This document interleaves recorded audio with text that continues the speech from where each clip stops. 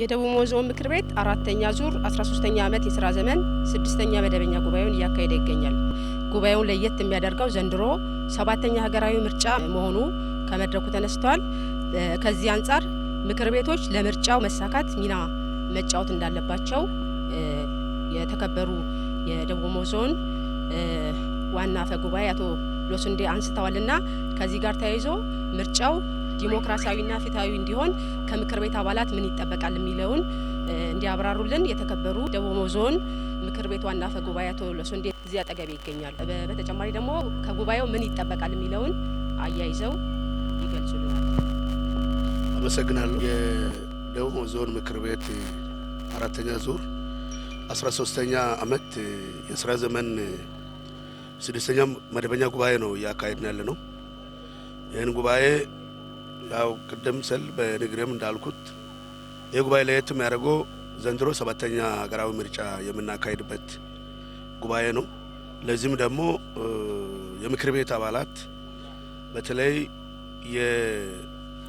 የዚህ የምርጫውን ሂደት በተገቢ ሁኔታ ዲሞክራሲያዊና ፍትሃዊ እንዲሆን ከማድረግ አንጻር የጎላ ሚና አላቸው። ምክንያቱም ምክር ቤት ዲሞክራሲያዊ ስርዓት እንዲገነባ ከማድረግ አንጻር ከፍተኛ አስተዋጽኦ ያለው ተቋም ስለሆነ ስለዚህ የምክር ቤት አባላት በቀጣይ በምናካሄደው የሀገራዊና ክልላዊ ምርጫ ላይ ከፍተኛ የሆነ አስተዋጽኦ ማድረግ አለባቸው ብለን ነው የምናስበው።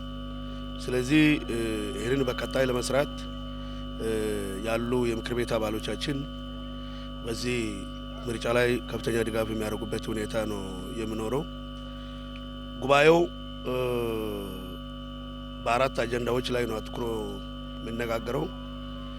በእነዚህ አጀንዳዎች ላይ በተለይ ምክር ቤቱ በሚያስቀምጣቸው አጀንዳዎች ላይ ያንዳንዱ የምክር ቤት አባል በተለይ ታችኛው የህብረተሰቡን ክፍል በተገቢ ሁኔታ ተጠቃሚነታቸውን ህዝቡ ተጠቃሚ የመሆን ጉዳይ ያንዳንዱ የምክር ቤት አባል በተገቢ ሁኔታ ድጋፍና ክትትል ጭምር የሚያደርግበትና ስለ ተፈጻሚነታቸው ደግሞ